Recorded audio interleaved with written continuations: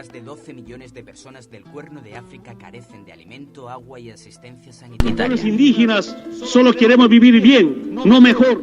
Vivir mejor es explotar, es saquear, es robar. Que un nuevo desastre natural afecta a nuestro planeta, se oyen distintas voces afirmando que el hombre metió su mano en este golpe climático.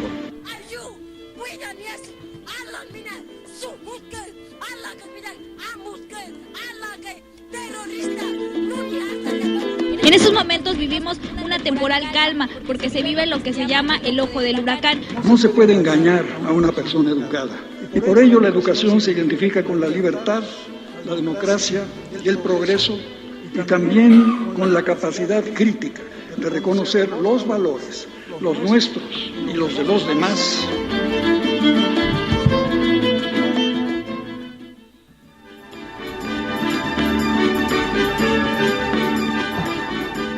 La Madre Tierra, origen de la vida y hogar cultural del ser humano, presenta El Agro. El Agro es un espacio de noticias y de reencuentro con los que producen y hacen del campo el presente y futuro para la humanidad. Desde la sede de los sentimientos de la nación en México para el mundo, las noticias del agro. Iniciamos.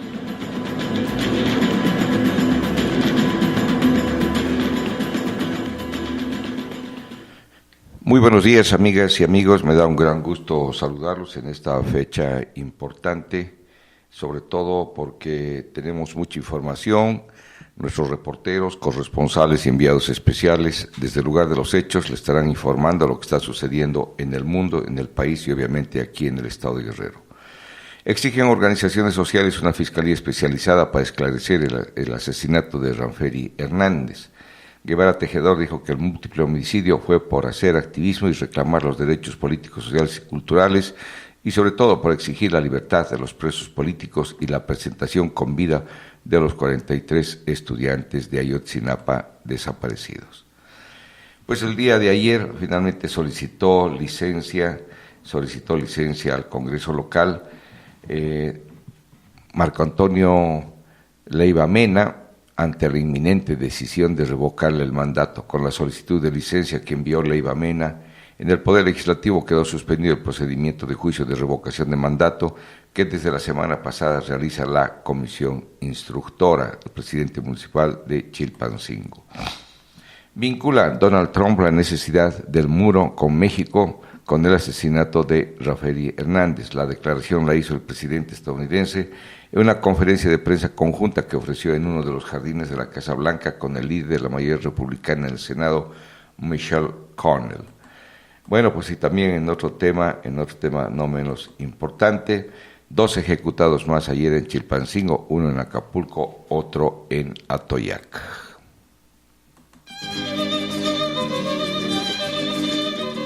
Las semillas brotan en el campo como germinan las palabras en el agro. Regresamos.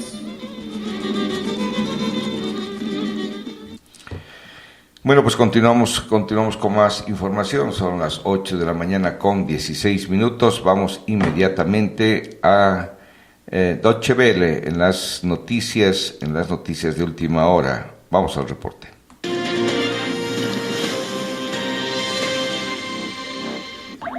Tras la retirada kurda, algunos habitantes celebran en Kirkuk la retoma del control de la ciudad por parte del ejército iraquí. Este martes también conquistaron Sinjar. La disputa entre Bagdad y el gobierno autónomo del Kurdistán se agudizó después de que las autoridades kurdas rechazaran anular los resultados del referendo de independencia. Washington y Naciones Unidas han pedido a las partes evitar una escalada de la violencia. El avance de las tropas iraquíes alimenta los temores de una nueva guerra civil en la región. La Audiencia Nacional Española ordenó prisión sin fianza para 2 líderes independentistas, a Jordi Sánchez de la Asamblea Nacional Catalana y Jordi Cuixart de Òmnium Cultural. Se les imputa el delito de sedición por supuestamente dirigir y alentar las movilizaciones en contra de la operación policial que pretendía impedir el referéndum en Cataluña. Los independentistas dicen que es una medida desproporcionada y se definen como presos políticos.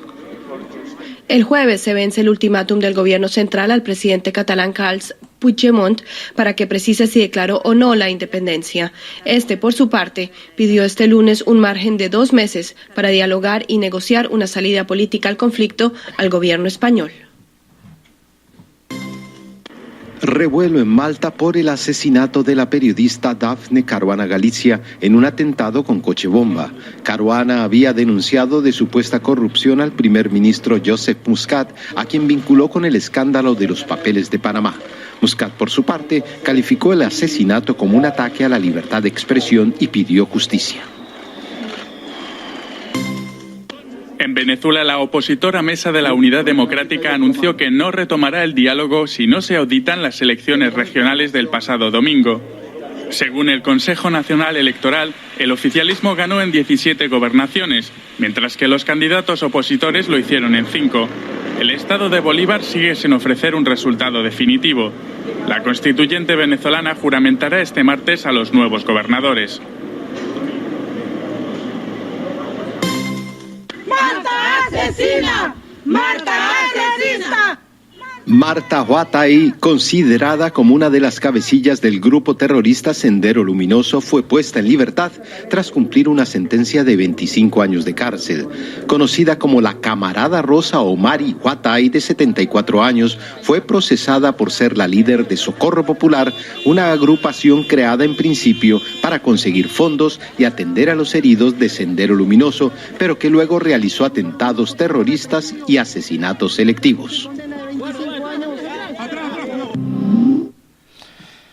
Bueno, pues este es un tema también que está dentro de la agenda política y que no se olvida, aún a pesar de los 25 años. Acuérdense que Fujimori está preso y fue Fujimori uno de los principales hombres mandatarios en el Perú, que tomó la decisión de tomar preso precisamente al jefe de esta agrupación y bueno, pues que está en la cárcel. Ahora Fujimori también lo acompaña por allá. Las semillas brotan en el campo como germinan las palabras en el agro. Regresamos. Vamos con el acontecer noticioso de Estados Unidos y el mundo. Vamos a Washington. Vamos nada más y nada menos a La Voz de América. Vamos para allá. Este es un avance informativo de La Voz de América. Desde Washington les informa Yoconda Tapia. Estados Unidos advierte que se debe estar preparado en caso de que la diplomacia con Corea del Norte fracase. Luis Alberto Facal informa. El vicesecretario de Estado de Estados Unidos, John Sullivan, dijo el martes que Estados Unidos debe prepararse para lo peor si no se logra una solución diplomática sobre el programa nuclear y de misiles de Corea del Norte. Nuestra atención en el Departamento de Estado, a pedido del presidente Trump, es en la diplomacia para resolver este problema que presenta Corea del Norte y su programa de armas nucleares y su programa de misiles balísticos. Debemos, sin embargo, con nuestros aliados, Japón y Corea del Sur y otros, estar preparados para lo peor si la diplomacia fracasa. Luis Alberto Facal, Voz de América, Washington.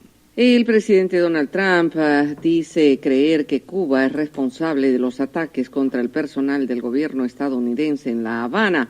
Trump, que hizo la afirmación en la Casa Blanca durante un intercambio con periodistas el lunes, no explicó si cree que Cuba perpetró los ataques o simplemente es responsable porque ocurrieron en territorio cubano. Previamente, la administración Trump ha dicho que Cuba tiene la responsabilidad de mantener seguros a los trabajadores de Estados Unidos en el país, pero no ha culpado a Cuba por los ataques. El sargento del ejército estadounidense Bob Berthold, quien estuvo retenido por insurgentes del Talibán en Afganistán durante 5 años antes de ser liberado en un intercambio de prisioneros, se declaró culpable el lunes de poner en peligro a sus compañeros al abandonar su puesto.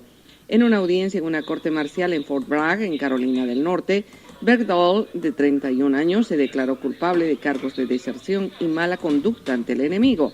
Este último cargo conlleva una sentencia máxima de cadena perpetua. Este es un avance informativo de La Voz de América. Oposición y oficialismo continúan enfrentados en Venezuela por el resultado electoral. Nicole Colster informa. La oposición insiste en denunciar fraude en la jornada electoral del domingo, donde solo ganó 5 gobernaciones. En un comunicado que fue leído por Ángel Oropesa, se insistió en las múltiples irregularidades antes y durante los comicios. Lamentablemente, el régimen asumió el camino del fraude. El oficialismo, por su parte, celebró el triunfo que incluye al neurálgico estado Miranda, que fue gobernado por el líder Enrique Capriles y pasa ahora a manos de Héctor Rodríguez. ¡El chavismo está más vivo que nunca! Nicole Colster, Voz de América, Caracas. La tormenta tropical Ofelia azotó el lunes el norte de Irlanda, dejando a su paso una estela de destrucción y 3 muertos. Se trata de una de las tormentas más fuertes registradas en el noreste del Atlántico. Este fue un informe desde La Voz de América.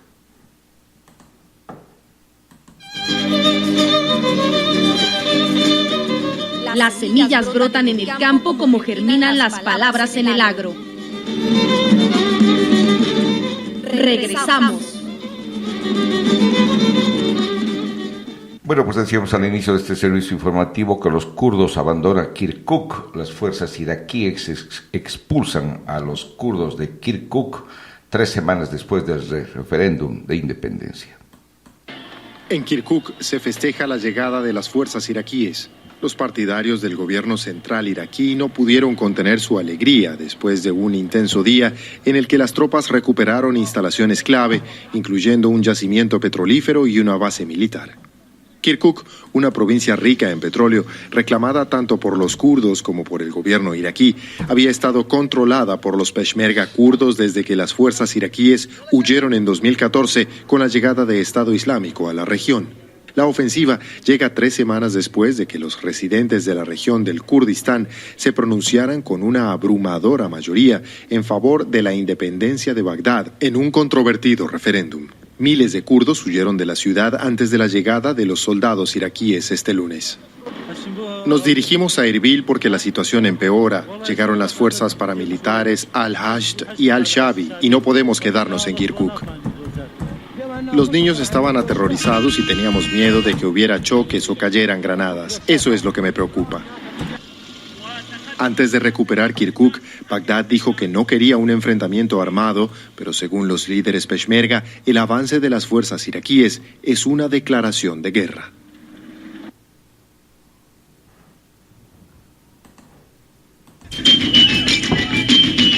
Continuamos con El agro. la naturaleza de la humanidad. Más información del medio rural.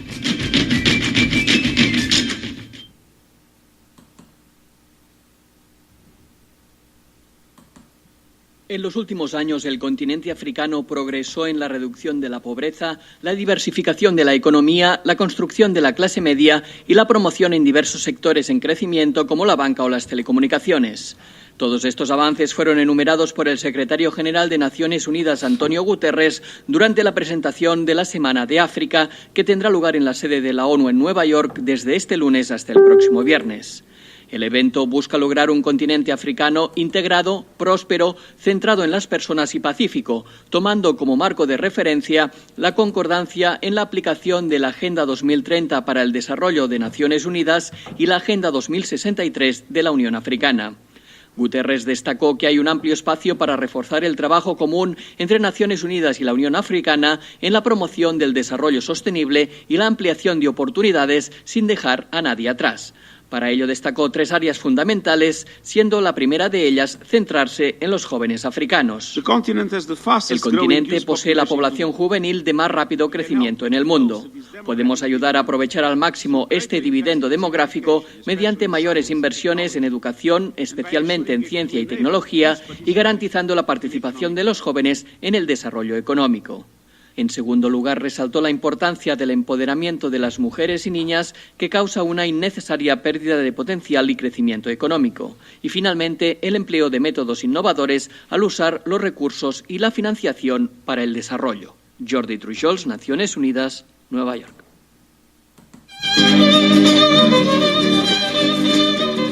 Las semillas brotan en el campo como germinan las palabras en el agro. Regresamos. Bueno, pues continuamos con más información, amigas y amigas. Bueno, pues tenemos, como ustedes saben perfectamente, hay varios temas importantes. Bueno, pues fíjese que el día de ayer, como ustedes saben perfectamente, renuncia Raúl Cervantes, renuncia a la Procuraduría General de la República. En el Senado y ante la Junta de Coordinación Política, dijo: algunos legisladores y políticos han utilizado mi nombre y mis supuestas aspiraciones como excusa para no avanzar en la aprobación de leyes, entre ellas la que crea la Fiscalía General de la República. Resaltó que debido a que en los próximos días en la Cámara de Diputados se discutirán las nuevas iniciativas relacionadas con la Fiscalía y efecto de que no sigan deteniendo las urgentes leyes que el país necesita, he decidido enviar al presidente y al Senado mi renuncia irrevocable a la PGR, la Procuraduría General de la República. Al despedirse de los senadores, Cervantes dijo a sus ex compañeros legisladores en tono serio y con micrófono abierto: ya no me agarren de tapete. Antes, Cervantes dio a conocer su renuncia en las redes sociales frente a los legisladores. Señaló que no se me trata de personas, sino de construir mejores instituciones. Yo no tengo ninguna aspiración fuera de servir con honorabilidad en cualquier capacidad pública o privada a mi país, expresó ahora el exfuncionario Raúl Cervantes. Bueno, pues se adelantó, o más bien, digamos, hizo lo conducente para no tener mayores problemas. Bueno, vamos con más información, amigas y amigas. Vamos a Notimex, el corte informativo. Corte informativo Notimex. México. El presidente Enrique Peña Nieto llamó a que en las próximas elecciones presidenciales, que se llevarán a cabo el año entrante, se valoren las propuestas claras y viables de los candidatos y se rechacen los regímenes autoritarios. México. El subprocurador jurídico y de Asuntos Internacionales de la PGR, Alberto Elías Beltrán, asumió la titularidad de la Procuraduría General de la República luego de la renuncia que presentó Raúl Cervantes Andrade esta mañana. Internacional.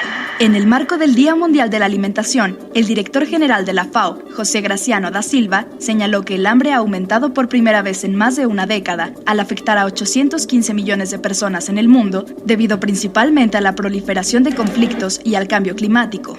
Internacional. El secretario de Relaciones Exteriores de México, Luis Videgaray Caso, agradeció personalmente al Papa Francisco por su cercanía y el cariño demostrado hacia México durante los sismos de septiembre pasado. Deportes. La selección mexicana de fútbol fue colocada en el bombo número 2 para el sorteo de la Copa del Mundo Rusia 2018. Se encuentra junto a España, Inglaterra, Colombia y Uruguay. Espectáculos. Una mirada a la nación de Wakanda, así como el surgimiento de un rey convertido en héroe, puede verse en el tráiler oficial de Pantera Negra, la nueva apuesta de Marvel en el cine. Cultura. Con una nutrida programación artística, editorial y fílmica que incluye la proyección de un documental sobre la folclorista chilena Violeta Parra, así como un concierto con los músicos de José, arrancaron las actividades de la 17ª Feria Internacional del Libro en el Zócalo capitalino. Notimex, comunicación global.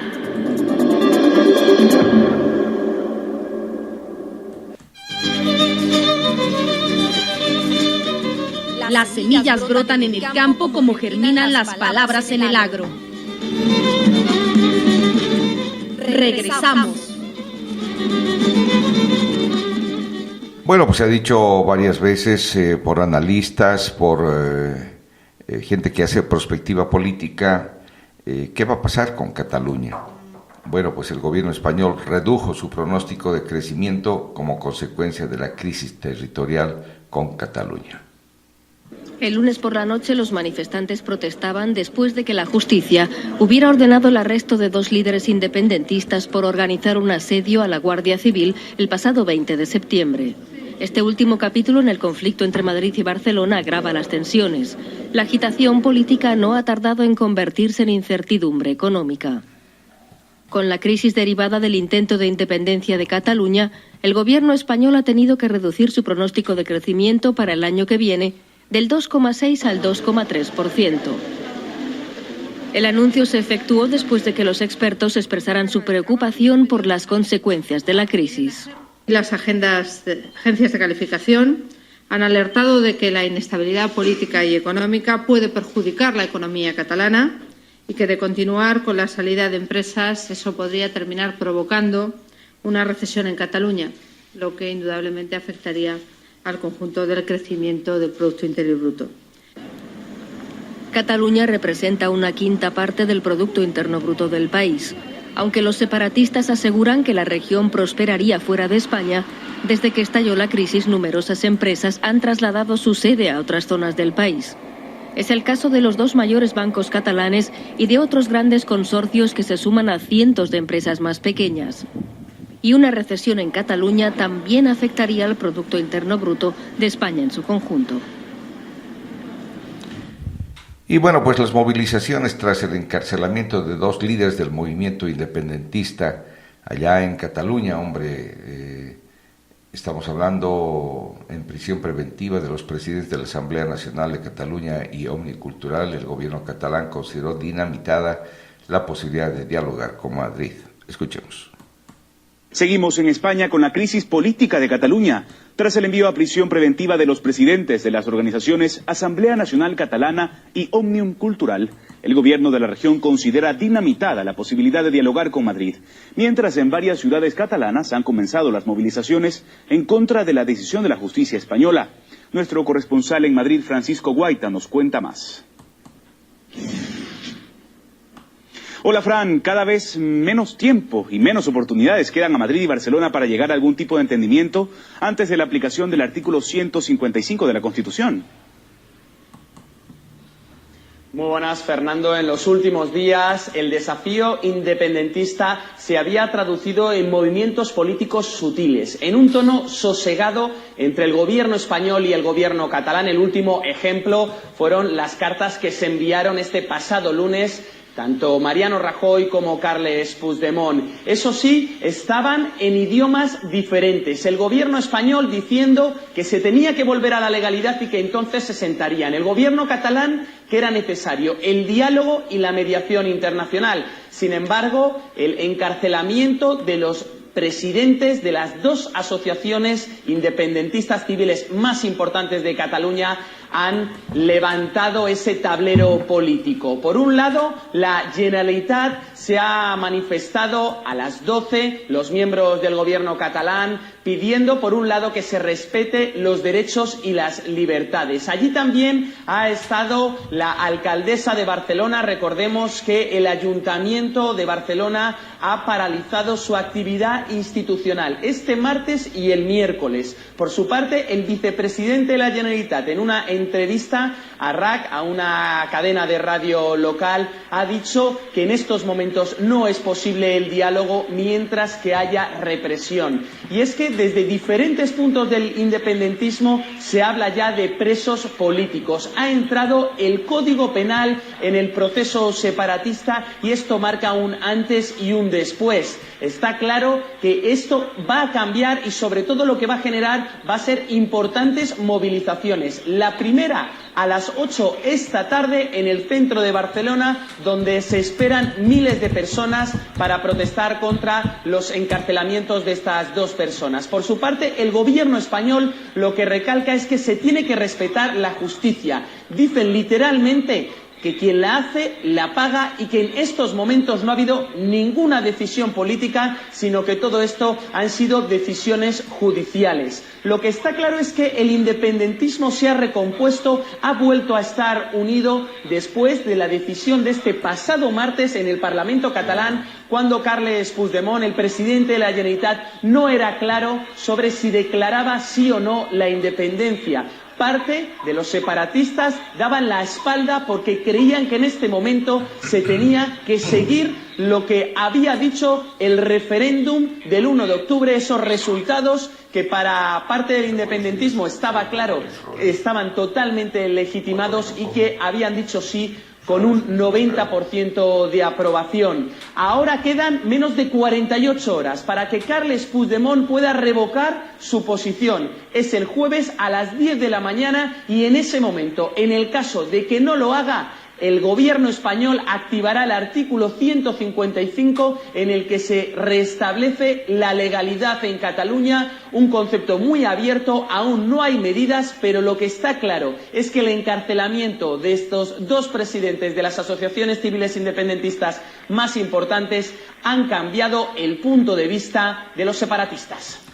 Uy. Bueno, pues este es un tema que da muchísimo que hablar sobre Cataluña. Bueno, pues vamos a estar pendientes sobre este tema para darle seguimiento. Las semillas brotan en el campo como germinan las palabras en el agro. Regresamos.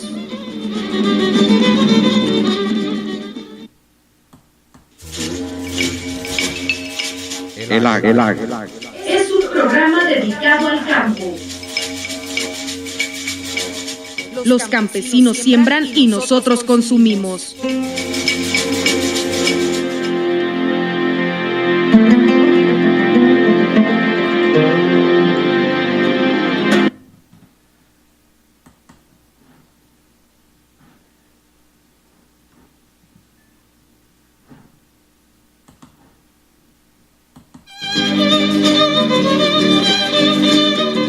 Las semillas brotan en el campo como germinan las palabras en el agro.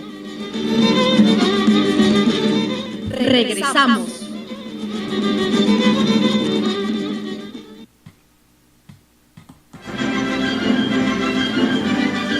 Recuerde, usted es la primera persona del mundo. Seguimos en El agro.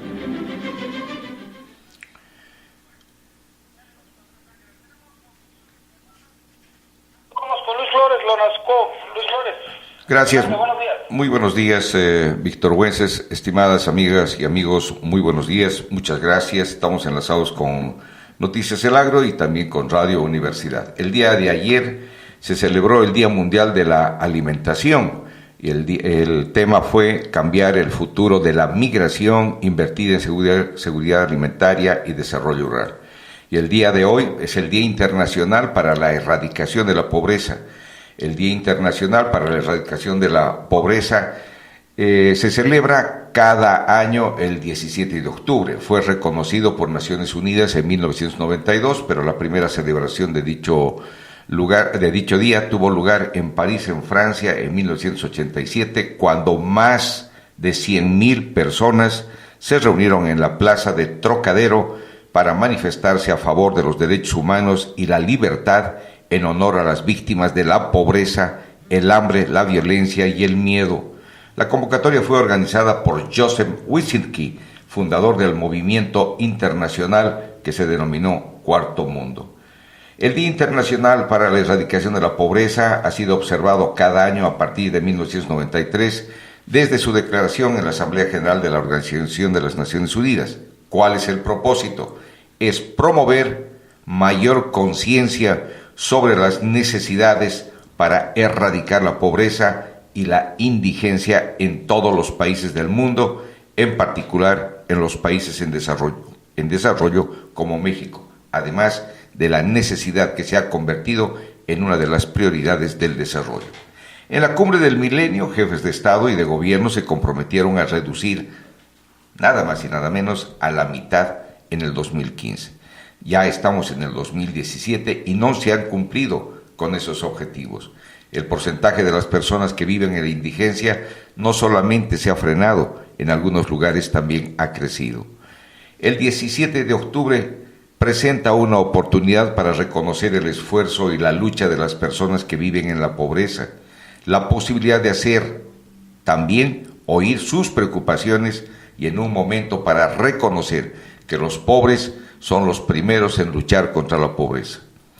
La participación de las personas que viven en la pobreza es fundamental en la celebración de este día, desde su comienzo al reconocer crítica y autocríticamente los gobiernos que no han dado resultado absolutamente todos los programas que se han encaminado a ello.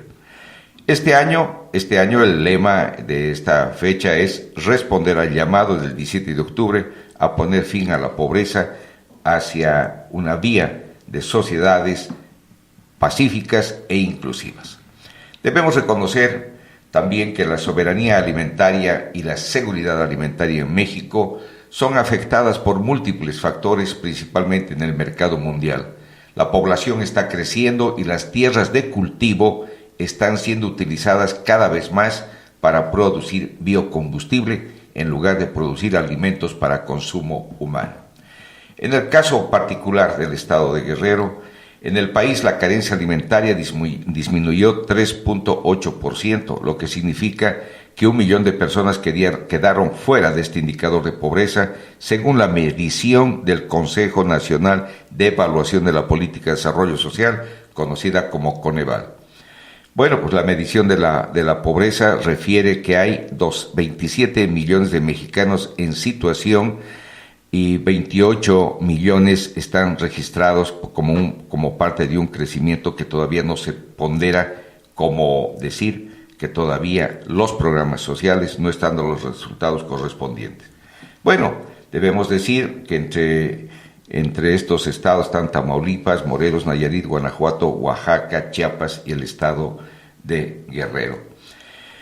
En la medición de la pobreza, la única carencia que en el lugar de mejorar se había empeorado en el país es la alimentaria, debido a la crisis económica, el impacto en los precios de la canasta básica.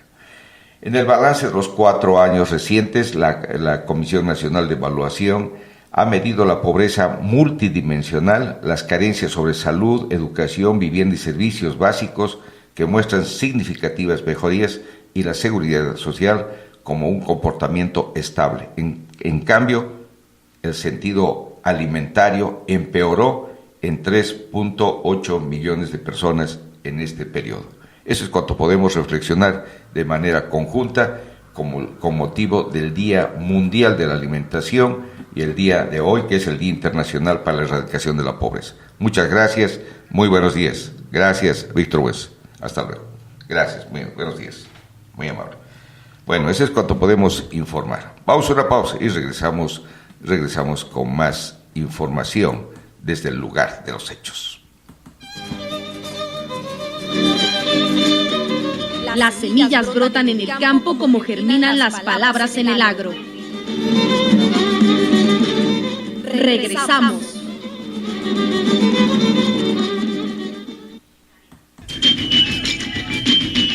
Continuamos con el agro. La naturaleza de la humanidad. Más información del medio rural.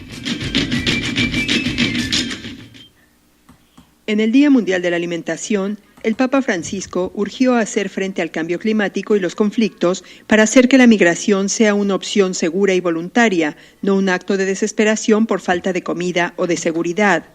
Este año, el Día Mundial de la Alimentación insta a invertir en la seguridad alimentaria y el desarrollo rural como una forma de abordar la migración. Durante una ceremonia en la sede de la FAO en Roma con motivo de la jornada, el pontífice afirmó este lunes que para garantizar la seguridad alimentaria de toda la población hace falta emprender acciones que mitiguen el cambio climático y que pongan fin a las guerras, ya que ambos causan hambre. El Papa consideró que la situación actual requiere una mayor responsabilidad a todos los niveles. Ante un objetivo de tal envergadura, lo que está en juego es la credibilidad de todo el sistema internacional. Sabemos que la cooperación está cada vez más condicionada por compromisos parciales, llegando incluso a limitar las ayudas en las emergencias. Nos urge encontrar nuevos caminos para transformar las posibilidades de que disponemos en una garantía que permita a cada persona encarar el futuro con fundada confianza y no solo con alguna ilusión. El evento estuvo presidido por el director general de la FAO, José Graciano da Silva, quien aseveró que los centenares de millones de personas refugiadas y desplazadas que hay en el mundo forman una diáspora de hambre, de violencia, de desequilibrios climáticos, de miedo y de desamparo. Los conflictos, los impactos del cambio climático explican también el aumento del hambre en el mundo, después de 10 años de retroceso continuo. El contingente de hambrientos aumentó más de 38 millones en 2016, a un total de 815 millones de hombres, mujeres y niños.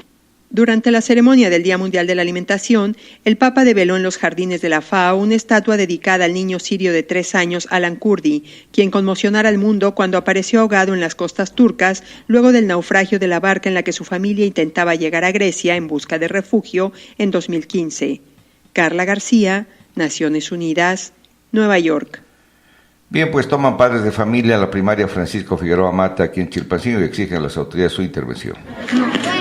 Pues esa es la postura de ambas partes, tanto de padres de familia como del director de la primaria. Ya le corresponde a las autoridades competentes pues realizar lo que tengan que hacer para ver si pues dan de baja, la cambian o platican con la profesora del tercer año grupo A, quien pues consideran que pues ha maltratado verbalmente a los pequeños de este grupo. Si nos permite, aquí está la maestra del grupo. ¡Fuera director! ¡Fuera director! ¡Fuera director! ¡Fuera director! Hola maestra. Buenos días maestra, ¿cómo está usted? La veo preocupada, la veo triste. ¿Cuál es su número, maestra? Porque me andan levantando falsos. Porque no están de acuerdo que yo les dé clases a su grupo. Y esto ya se ocasionó un problema. Yo a ningún niño he maltratado. Ahí están padres de familia que les dé clases a sus hijos.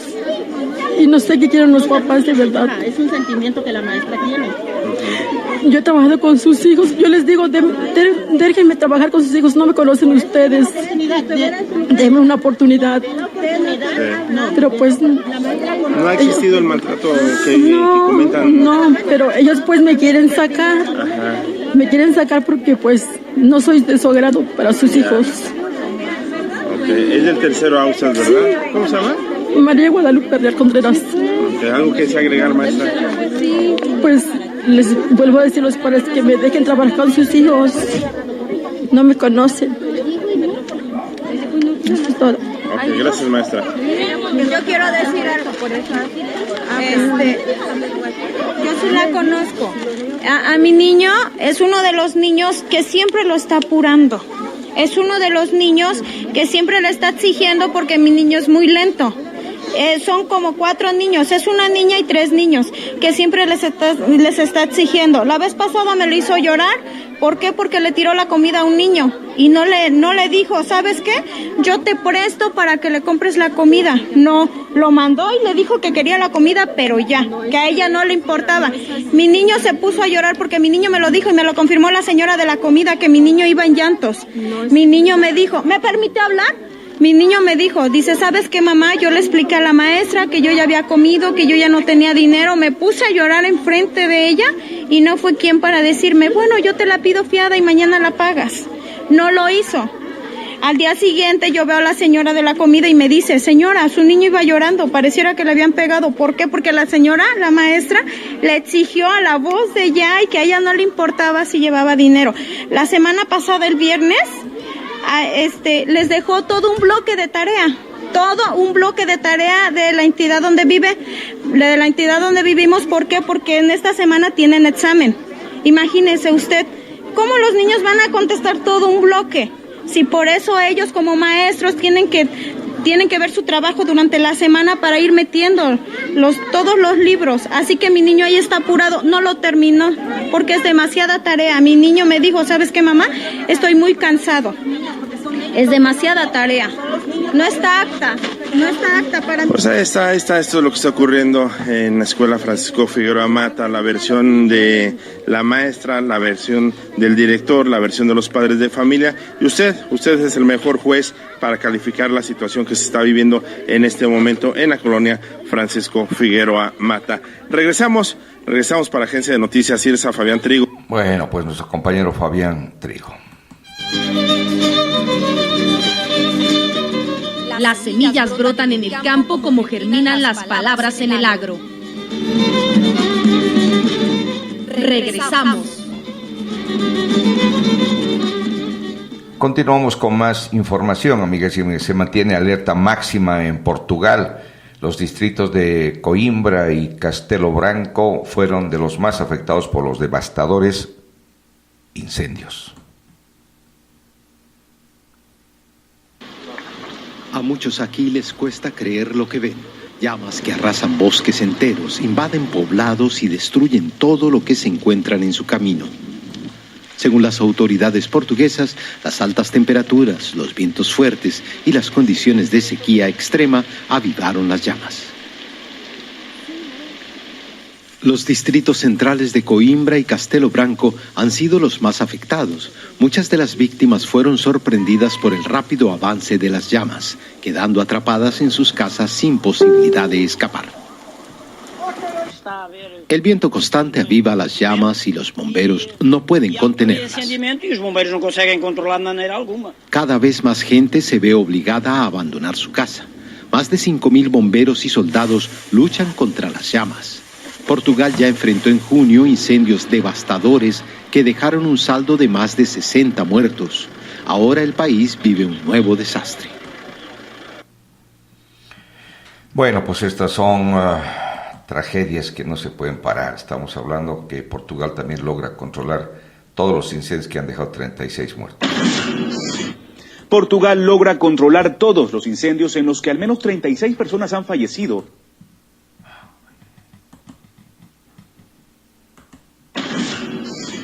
Portugal logra controlar todos los incendios en los que al menos 36 personas han fallecido y decenas han resultado heridas. Las llamas afectaron el centro y el norte del país. Las autoridades han decretado 3 días de luto nacional a partir de este martes. En el país se ha declarado el estado de catástrofe en varias regiones. Desde el domingo en Portugal han sido registrados más de 500 incendios. Bueno, pues vamos con más información, amigas y amigas. Vamos nada más y nada menos que a Filipinas, donde el presidente Rodrigo Duterte anuncia la liberación de la ciudad de Marawi. Este importante reporte desde el Festival de la Juventud y los Estudiantes. Y ahora pasamos a información de último minuto, pues es que el presidente de Filipinas, Rodrigo Duterte, ha anunciado la liberación de la ciudad de Marawi, blanco de ataques terroristas. El mandatario declara la ciudad de Marawi liberada de la influencia terrorista, lo que marca el comienzo de la rehabilitación. Sin embargo, el portavoz de las Fuerzas Armadas de Manila, Restituto Padilla, aseguró que en Marawi todavía permanecen unos 30 extremistas con al menos 20 rehenes. Bueno, pues también de informarles de que Rusia donará a Filipinas 5.000 rifles para combatir al terrorismo. 5.000. Vamos para allá. Y el presidente de Filipinas, Rodrigo Duterte, ha revelado el envío de gran cantidad de rifles de guerra por parte de Rusia para apoyar a su lucha antiterrorista. Durante un discurso a las tropas filipinas, el jefe de Estado anunció que Rusia tiene la intención de donar unos 5.000 rifles Kalashnikov y varios millones de cartuchos de municiones para estas armas. Además, confirmó que el gobierno ruso también enviará a la nación insular decenas de camiones militares y piezas de repuesto de rifles. Bueno, pues vamos con más información. El ataque en Somalia estremece al mundo. Más de 300 personas murieron tras la explosión de 2 camionetas cargadas de explosivos en el corazón de Mogadiscio, la capital de Somalia, en el Cuerno de África. Hasta ahora, más de 350 heridos han sido tratados en los hospitales, pero la cifra sigue creciendo, como consecuencia del más letal ataque de la última década en ese país. A pesar de que ninguna organización terrorista se ha adjudicado el ataque, las autoridades sospechan que el grupo islamista militante Al-Shabaab, que ya muchas veces ha organizado acciones similares en Somalia en el pasado, podría estar tras las causas de las 2 explosiones. Esto fue un trágico incidente y es la señal de que Al-Shabaab sigue atacando a civiles inocentes. El pueblo somalí necesita saber ahora más que nunca de los planes maléficos de este grupo. El ataque ocurrió cerca del Hotel Safari, en una zona de Mogadiscio llena de hoteles, centros comerciales y agencias gubernamentales, en uno de los momentos más congestionados del día por el tráfico. Los doctores en los hospitales luchan sin descanso contra el tiempo para salvar más vidas, mientras que una masiva campaña de donación de sangre se despliega en favor de las víctimas del ataque. Que esa sea una lección para todos nosotros. Jamás aceptaremos que pase una tragedia así. A todos los jóvenes de Mogadishu, por favor salgan y apoyen al equipo médico. Necesitamos los unos de los otros como nunca antes. La seguridad se reforzó en toda la capital como respuesta a la amenaza terrorista. El presidente Farmajo declaró 3 días de luto, mientras convocó a la población a unirse en la lucha contra el terrorismo. Jacopo Luzzi, Voz de América, Washington.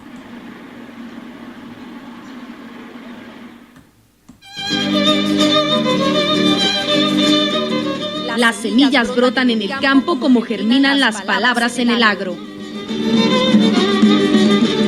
Regresamos.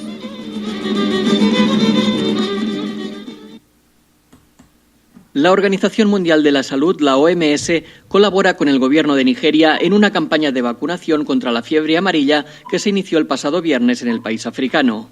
La operación movilizará a más de 200 trabajadores sanitarios y voluntarios y servirá para inmunizar a más de 870.000 personas de edades comprendidas entre los 9 meses y los 45 años en 2 estados del país africano.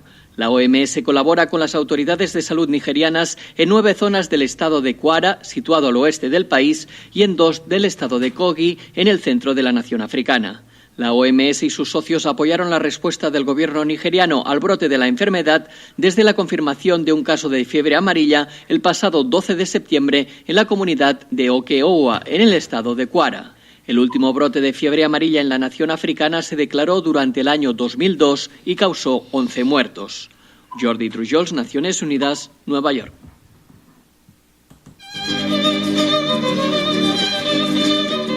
Las semillas brotan en el campo como germinan las palabras en el agro. Regresamos.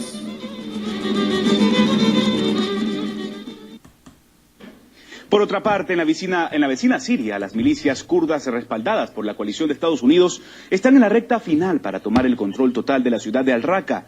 Según el portavoz de la Alianza Occidental, las fuerzas en el terreno han arrebatado a los yihadistas el Hospital Nacional. Se reporta que en la urbe solo falta recuperar el área del estadio de la localidad, el último punto clave de los terroristas en la zona. Sin embargo, según una cadena estadounidense, el problema no es solo completar la fase militar. Este medio, hablamos de NBC News, indica que la política de Washington en Siria carece de un plan.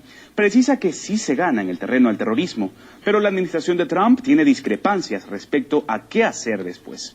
Entre los desacuerdos principales destaca la presunta transición política. NBC News señala que los miembros más conservadores en el gobierno, entre ellos la representante de Estados Unidos ante la ONU, Nikki Haley, abogan por derrocar a Bashar al-Assad, mientras que la parte más moderada señala que la figura del presidente legítimo de Siria es lo que ayuda a mantener unida a la nación. Por otro lado está el tema iraní. Algunos consideran que centrarse simplemente en la presencia de las fuerzas iraníes en Siria podría tener graves consecuencias. En este sentido, los consejeros consideran que se omite la complejidad de la situación. Además, se cree que el deterioro de las relaciones diplomáticas con Turquía puede afectar la situación tras la liberación de Al-Raqqa. Se argumenta que Estados Unidos en sus operaciones antiterroristas utiliza también una base turca. Y es que mientras sigan vigentes estas diferencias, el Estado Islámico se mantiene operativo en el terreno. Y para analizar el complejo panorama de las maniobras de las milicias kurdas y su relación con otros actores en Medio Oriente, tenemos en directo al analista Rafael Araya Masri. Buenos días, Rafael. ¿Qué línea sigue la Casa Blanca en cuanto a los kurdos, teniendo en cuenta la situación en torno a esta comunidad en Siria e Irak? Muy buenos días. Bueno, hace rato que estamos intentando desentrañar cuál es la línea o cuál es el deseo de los Estados Unidos en Siria. Es obvio que la caída de lo que ha sido históricamente la capital del Estado Islámico en la nación árabe marca un punto de inflexión en el terreno estrictamente militar, pero se carece absolutamente de cualquier tipo de propuesta, de intención o de proyecto por parte de los Estados Unidos para saber qué será de eso el día después. Escuchábamos a la representante del gobierno norteamericano en Naciones Unidas que era imprescindible el derrocamiento, con esas palabras, del presidente sirio Bashar al-Assad, cuando desconoce que en el terreno el 80% del territorio sirio está nuevamente en manos de las fuerzas gubernamentales con el apoyo de Rusia, de Irán, de Hezbollah y de sus países aliados. Es decir, Estados Unidos tiene que pensar seriamente en un retiro digno del territorio sirio, porque las variables militares, evidentemente más allá del éxito que se pronostica en la ciudad de Raqqa, no tienen ningún futuro, no tienen ningún asidero para intentar un cambio de gobierno en la República Árabe Siria. Yo creo que el presidente Trump nos ha demostrado una vez más con esto, al incluso estar hoy en un claro diferendo con Turquía, que se ha volcado, digamos, a una nueva alianza estratégica con Rusia, deja a Estados Unidos absolutamente aislado dentro del territorio sirio como potencia ocupante no invitada de ninguna manera, y nos muestra una vez más que la incertidumbre, la falta de iniciativa y la falta de políticas claras aleja cada vez más al gobierno norteamericano de cualquier solución política en el terreno. ¿Cuál sería entonces, Rafael, el objetivo principal que persigue Estados Unidos en Siria? Yo creo que ellos apuestan tal vez a una salida digna del terreno, es decir, con el control de la ciudad de Raqqa poder sentarse a negociar y aparentar de alguna manera que ellos conservan un poder de iniciativa del que carecen en este momento. Es decir, las milicias kurdas, que han tenido un rol fundamental en la recuperación de la ciudad, también tendrán algo para decir, pero el gobierno norteamericano como tal, pienso, y esto es una opinión estrictamente personal, a la luz de los hechos, que ellos están planificando, digamos, una derrota con control de daños que les permita salir dignamente del territorio sirio ante la imposibilidad de revertir la situación en el terreno militar. ¿Qué habría que hacer con la ciudad de Al-Raqqa tras liberarla del poder yihadista? ¿Habrá control de Damasco en ese territorio? Ellos no tienen alternativa. La única alternativa posible es que el ejército sirio y el gobierno, la autoridad política de Siria, asuma el control de Raqqa, como lo hizo en la ciudad de Alepo, como lo está haciendo en Deir ez-Zor y en la mayor cantidad de las localidades recuperadas militarmente por el ejército sirio, ¿no? Y reintegrar ese territorio a la autoridad legítima del gobierno de la República Árabe. Bueno, pues así está esta situación allá en lo que es de los medios que revelan que Estados Unidos no tiene un plan para la recuperación de Siria. Bueno, son las partes contradictorias. Las semillas brotan en el campo como germinan las palabras en el agro. Regresamos. Bien, pues son las 9 de la mañana en punto. Vamos en el comentario del maestro Raúl Suárez. Raúl, ¿cómo estás? Muy buenos días y gracias por reintegrarte a este servicio informativo. Luis Pérez, gracias a ti y a tu auditorio por tener la paciencia de esperar. Yo creo que pasamos por una contingencia personal ahí que todavía nos aqueja, pero bueno, vamos saliendo creo que muy bien. Escuchaba la nota pasada y reflexionaba para poder entrar a mi comentario, donde sí pretenden tener un plan para recuperar Chilpancingo aquí en la capital, es en el PRI, es el gobierno del estado, donde de un manotazo se han deshecho del mal, como comúnmente lo han manejado en las redes. El ahora presidente municipal con licencia, Marco Antonio Leiva, y el punto del asunto del quitar los efectos mal funcionamiento y el enfrentamiento que se sostenía con el gobernador del estado, el cual en preferencia le permite al gobernador tener el control de la capital políticamente, no de fondo el asunto de resolver la problemática social, la problemática de servicios que hay en la capital. El peligro mayor que veían y el miedo mayor que tienen en el PRI y en el gobierno es perder la emblemática capital del estado de Guerrero. El PRI ha dejado de gobernar o de malgobernar, y es por eso que hoy toman decisiones que en otro momento jamás se hubieran atrevido a hacerlo, a pesar de que no están reconociendo que no es un mal gobierno en los hechos, en la práctica, con su actual lo están haciendo. De fondo es el asunto de tratar de recuperar la capital políticamente, lo que pareciera ya una empresa imposible por la situación en que Marco Antonio Leyra dejó la capital, porque la sociedad está muy enojada con el actuar del presidente municipal con licencia y del PRI, y pues al parecer pudiera darse el posicionamiento de personajes políticos de la oposición que pudieran tener hoy grandes expectativas y posibilidades de ganar la presidencia municipal en el 2018. Y el otro aspecto es la soberbia, igual que hay en el PRI. Quien viene va a tener el compromiso político de responder a los intereses del gobernador. Eso va a ser un tope grande. Quien llegue, sea un buen tipo o una buena tipo, va a tener ese problema y todo lo que ya les dejó Leyra. Ese es mi comentario, Luis.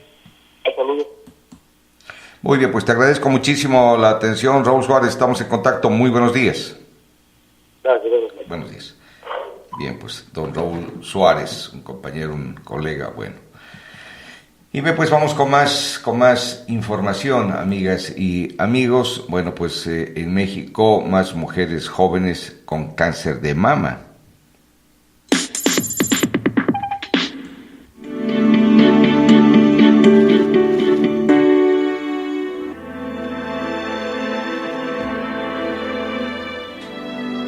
El cáncer de mama es la neoplasia más frecuentemente diagnosticada en mujeres en México.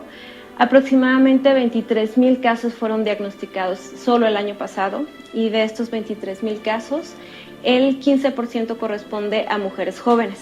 Esto es más o menos un total de 3,000 mujeres menores de 40 años fueron diagnosticadas solo en 2016. El cáncer de mama en mujeres jóvenes tiene ciertas particularidades, es decir, es un cáncer que se ha descrito con una biología más agresiva, tiene mayores tasas de proliferación celular. Los subtipos que se han identificado son frecuentemente más agresivos en mujeres jóvenes. Y por otro lado, la situación de vida de una mujer joven es diferente. Está en una etapa de su vida en la que está consolidando sus proyectos profesionales, personales, de reproducción. Y entonces es necesario que la mujer joven sepa que estas necesidades pueden ser atendidas una vez que se ha dado el diagnóstico.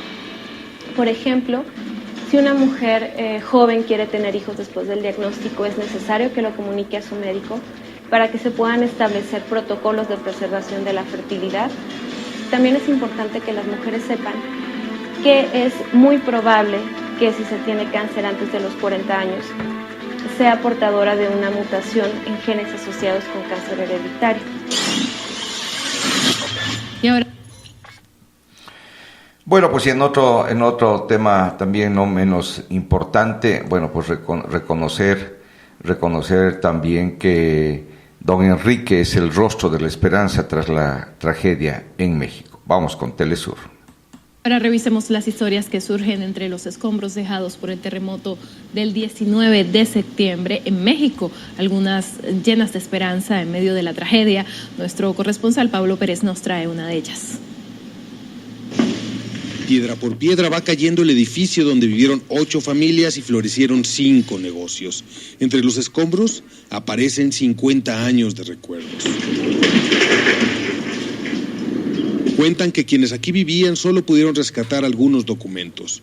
Con la demolición termina una etapa de sus vidas. Pero no se cruzan de brazos, en especial Enrique, cuyo quehacer no ha parado. Él ahorita aquí pues, le traen su ropa para que se la planche y algo está ganando porque él era trabajador. El sismo lo detuvo por solo unos días, pero don Enrique, como le llaman sus clientes, decidió entrar en acción e improvisó una tintorería en esta tienda de campaña. Mucho gusto, don Enrique, que esté muy bien. Aquí trabajó don Enrique por casi una década. Ya no puede entrar. La tragedia, sin embargo, no paralizó a este hombre de 65 años. Pues estamos empezando de ceros, tenemos que levantarnos. Ahorita pues lo único que ando viendo y si encuentro pues encontrar un local cerca de aquí para atender a todos mis clientes. Y todos sus clientes han vuelto a buscarlo. Usó una mesa y una plancha prestadas y cada día entrega impecables las docenas de ropa que le llevan.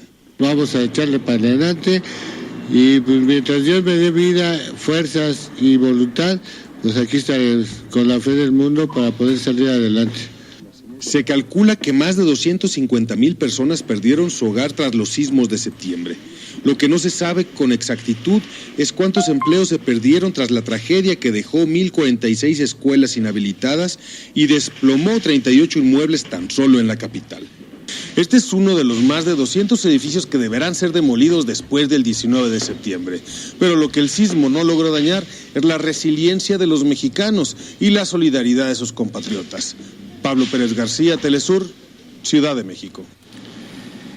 Muy bien, pues vamos con más información. El caso de Raúl Cervantes, que renunció a ser a ser Procurador General de la República y también se descarta para ser Fiscal General de la República. Vamos a escuchar parte de ese trabajo del TV Universal.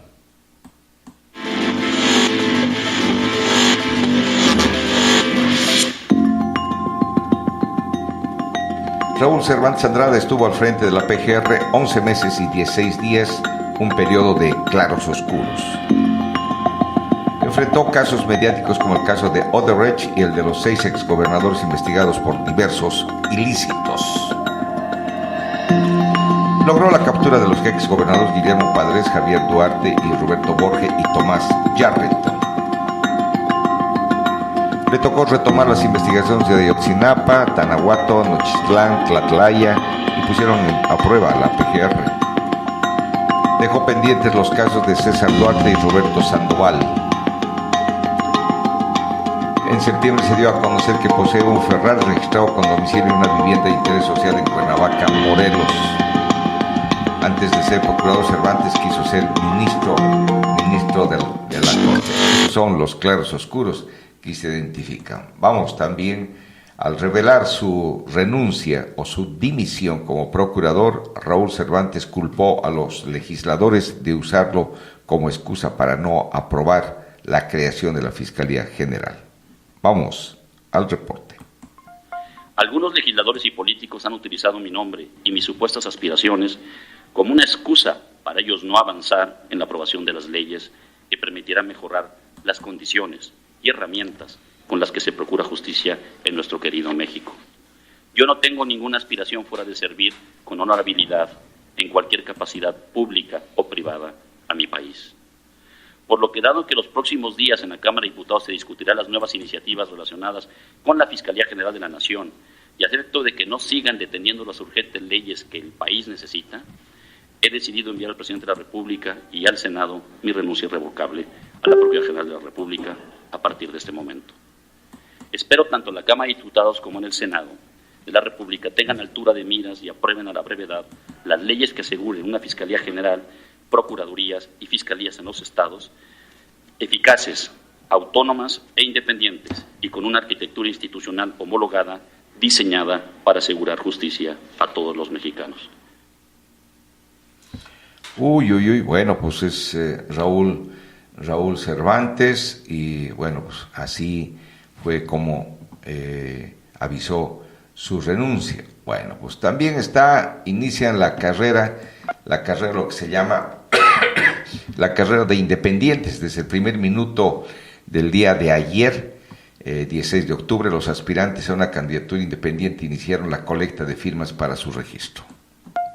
3, 2, 1, 0. Desde el primer minuto de este 16 de octubre, algunos aspirantes a candidatura independiente iniciaron la colecta de firmas para su registro. Inicia el envío de apoyo ciudadano y ha sido enviado.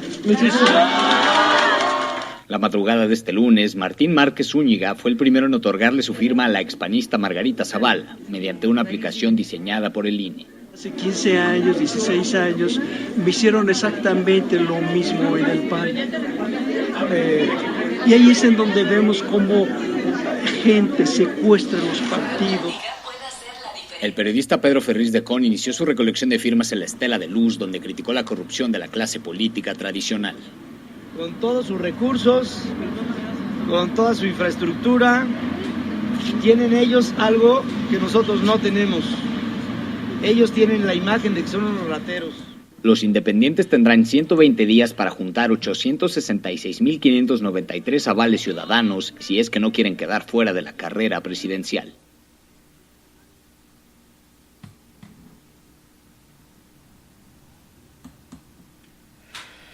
Bueno, pues también vamos a otra imagen también, como se registran para la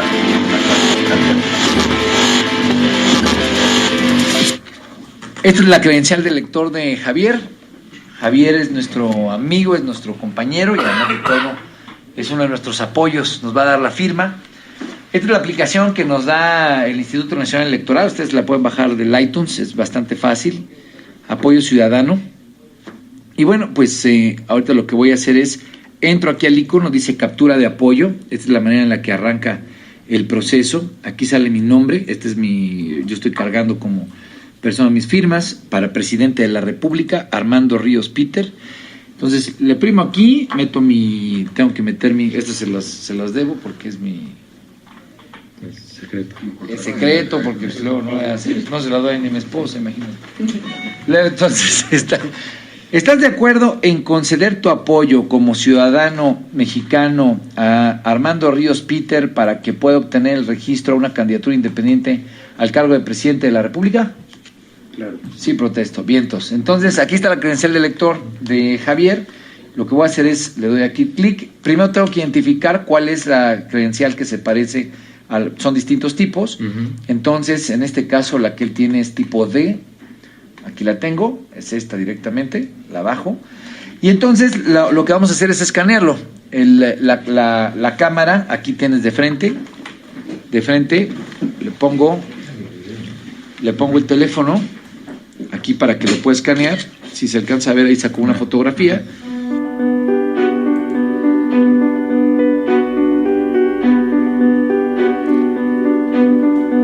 La fotografía de la persona, después deberá proporcionar su firma autógrafa con la que valida sus datos.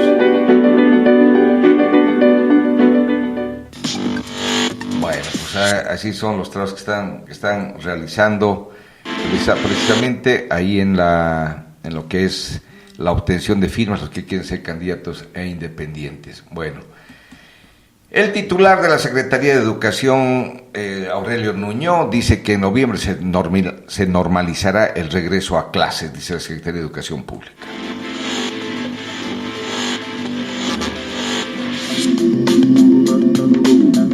En noviembre se normalizarán las clases tras los sismos del 7 y 19 de septiembre. La primera semana de ese mes deberán estar construidas e instaladas todas las aulas temporales.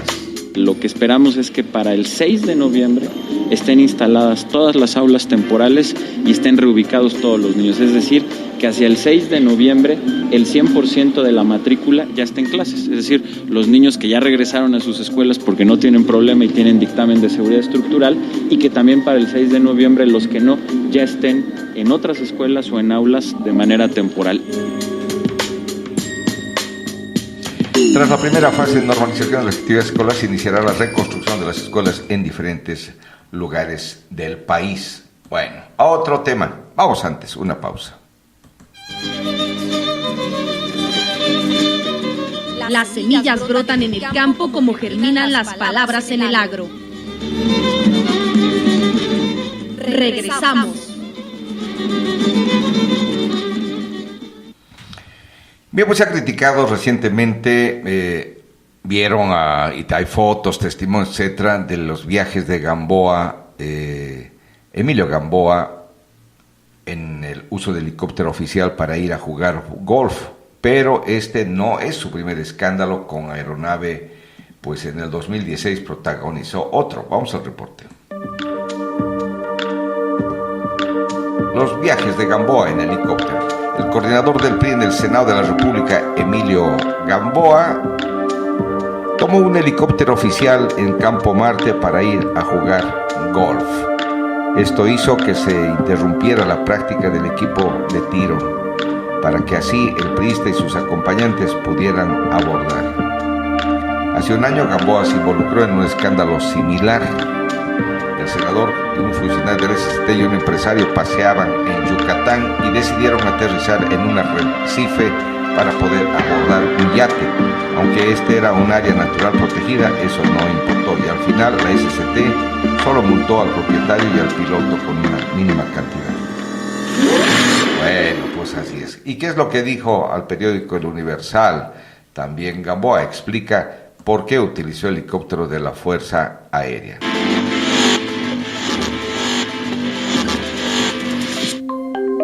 El coordinador del PRI del Senado, Emilio Gamboa, reconoció que jugó golf con el presidente Enrique Peña Nieto, esto luego de sostener una reunión de trabajo con el Ejecutivo Federal. El legislador dijo que abordó el helicóptero del Campo Marte porque fue convocado a una reunión de trabajo con el mandatario. Primero fui citado por el Estado Mayor Presidencial para que acudiera al Campo Marte a las 12 del día. Yo tenía una reunión programada ya con el señor Presidente de la República un poco más tarde, pero se me adelantó por información del Estado Mayor Presidencial para tener una reunión con el señor Presidente de la República.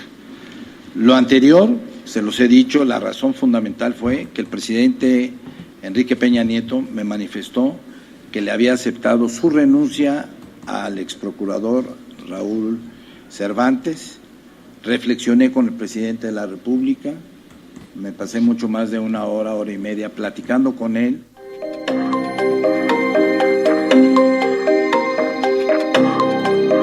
Bueno, pues Gamboa dio la explicación luego de que se publicaron unas fotos que muestran cuando usa el helicóptero para ir a jugar golf. Me trasladaron al lugar donde estaba el señor presidente de la República.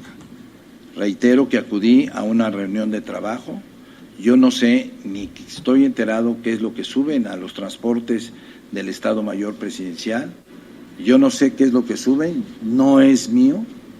Yo no sé qué sube el Estado Mayor Presidencial.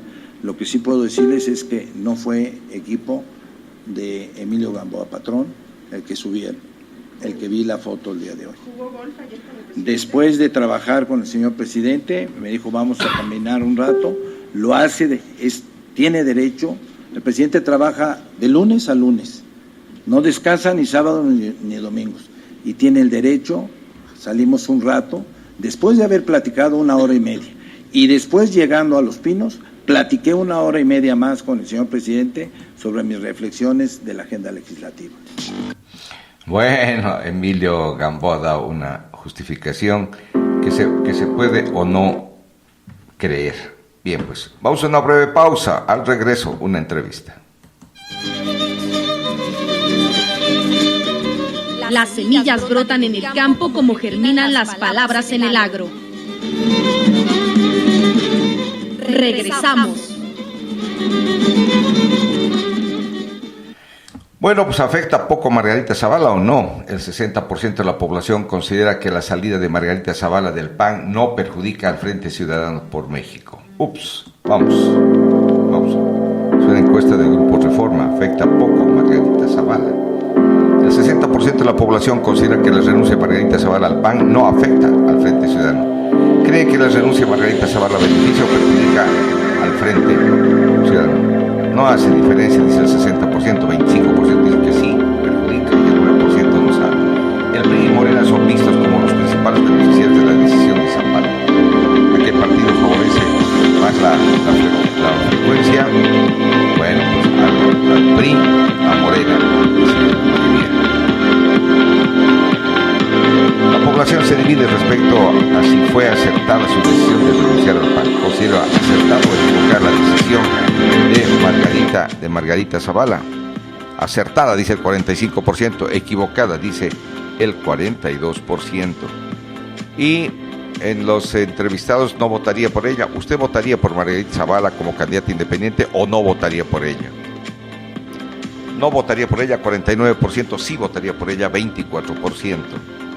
7 de cada 10 mexicanos no confían en las candidaturas independientes. ¿Qué tanta confianza tiene para ustedes en las candidaturas independientes? Poco o nada, dice el 66%, mucha o algo, dice el 27%. Por su parte, AMLO es visto como el candidato con mayores posibilidades de triunfar el 2018. ¿Quién tiene más posibilidades de ganar la presidencia del 2018? Andrés Manuel López Obrador, 29%, Ricardo Anaya, 18%, algún candidato del PRI, 17%, Margarita Zavala como candidata independiente, 15%.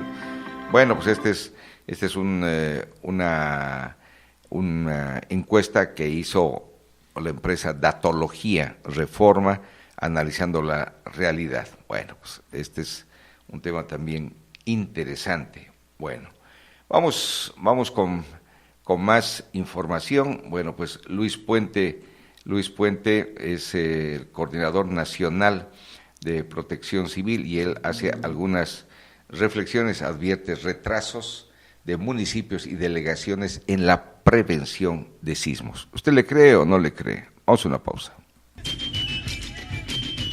Continuamos con la naturaleza de la humanidad. Más información del medio rural. Bueno, pues Luis Felipe Puente, coordinador nacional de Protección Civil, advierte retrasos en municipios y delegaciones en la prevención de sismos.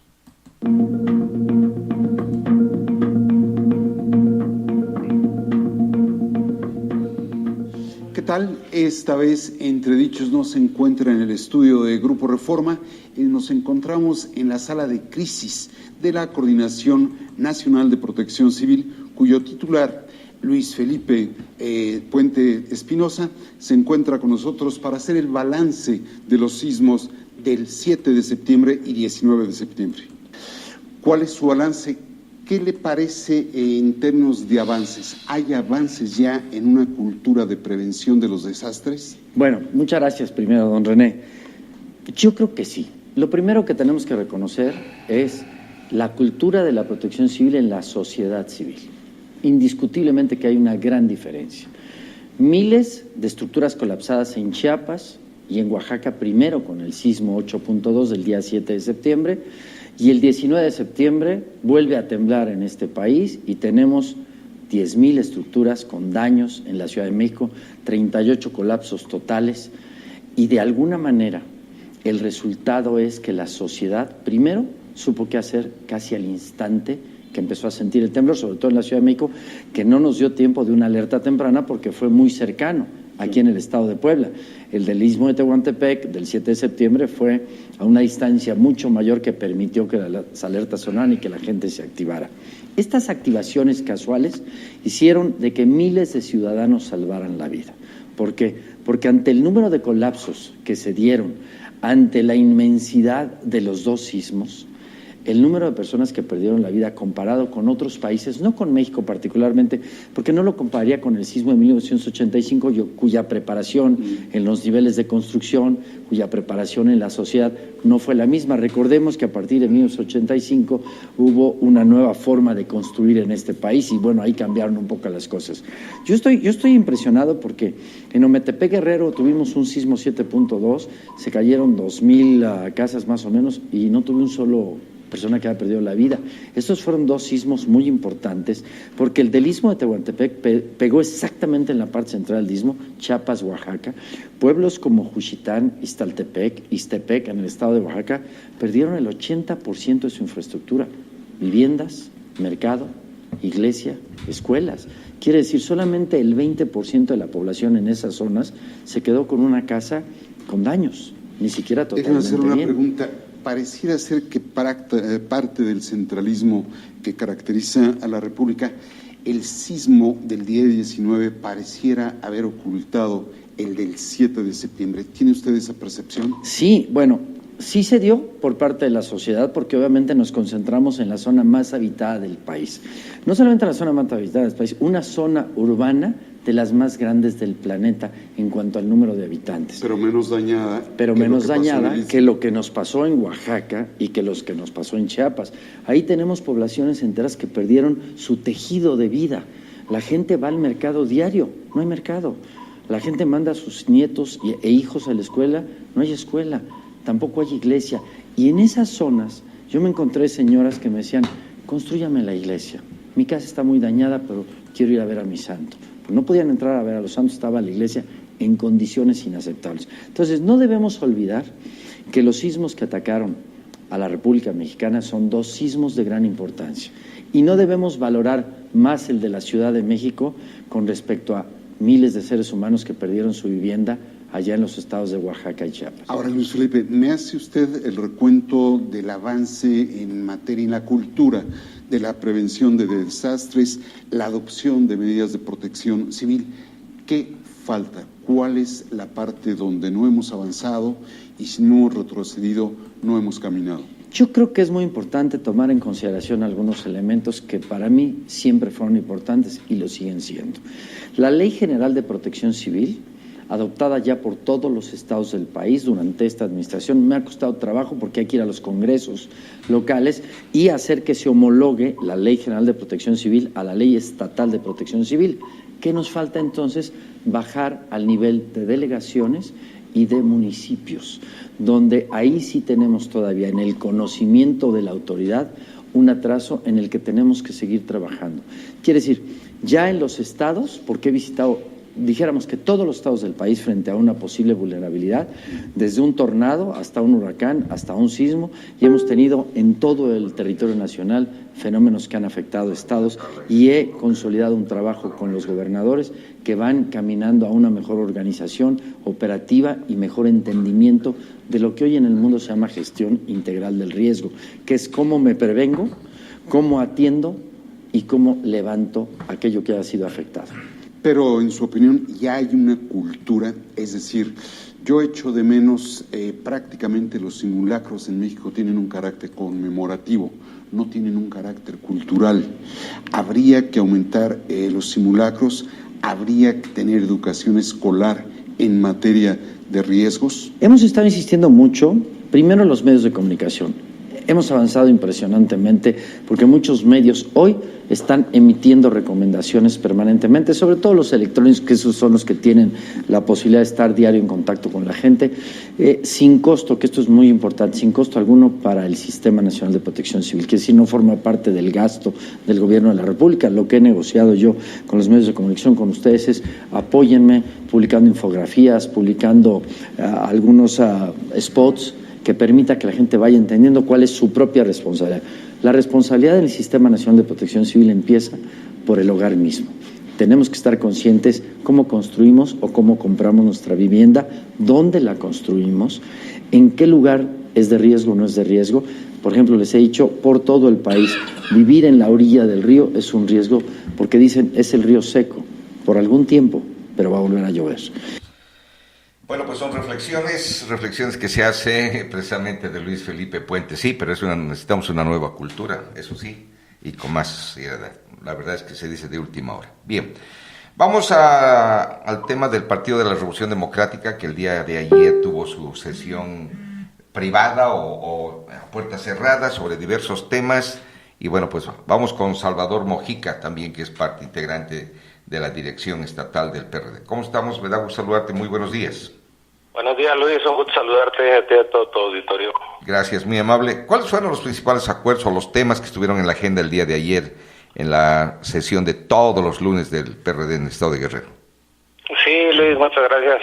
Pues el día de ayer sesionamos más que con el comité estatal, sesionamos con los líderes de las diferentes corrientes que componen el partido para ver el tema del Frente Ciudadano, para ver cómo vamos a caminar rumbo al 2018 y también el tema de la muerte de nuestro compañero y amigo Ramferi Hernández Acevedo, para hacer un pronunciamiento fuerte, exigiendo justicia y el esclarecimiento de su artero asesinato. Y el otro tema es formar la comisión de alianzas para, conjuntamente con Movimiento Ciudadano y el PAN, ir definiendo la ruta política y electoral hacia el 2018, mi querido Luis. Muy bien, pues la reunión con los diferentes grupos es para hacer esta comisión de alianzas, pero ¿cómo ven? O sea, ¿sí ven que es posible en el estado de Guerrero? Bueno, tan es posible que ya la presentamos en días pasados en el puerto de Acapulco, de manera conjunta con el presidente del PAN, el presidente de Movimiento Ciudadano, Luis Walton, y el presidente del PRD, con sus respectivas comisiones. Ya fue presentada de manera formal en el puerto de Acapulco, y hoy lo que estamos haciendo y lo que vamos a hacer es presentarla en las principales ciudades para que nuestros comités municipales empiecen ya a trabajar también en las conformaciones regionales y municipales de este frente. Y las diferentes comisiones nos reuniremos para ir planteando qué tipo de alianza vamos a hacer, ya sea en candidatura común o en una alianza parcial, donde definamos qué municipios, qué distritos locales y federales vamos a ir juntos y de qué manera, ¿no? Muy bien. ¿Cuáles son las principales limitaciones o las grandes facilidades que se tienen? Pues las grandes facilidades es que primeramente hay apertura de los tres partidos de caminar de manera conjunta. Hay ya un acuerdo nacional de gobiernos de coalición, hay puntos estratégicos de coincidencia en lo que los diferentes partidos haremos una agenda común, y las limitaciones que se nos está presentando, bueno, es que se limita a ciertos municipios la candidatura común, solamente el 33%, y pues eso limita que hagamos una candidatura común en todos los municipios del estado y en todos los distritos. Y bueno, es un esfuerzo que se están haciendo de manera tripartita de todas las partes para lograr que esta elección del 2018, pues el PRD o el Frente más bien salga triunfante en la mayoría de los municipios y estados, y distritos.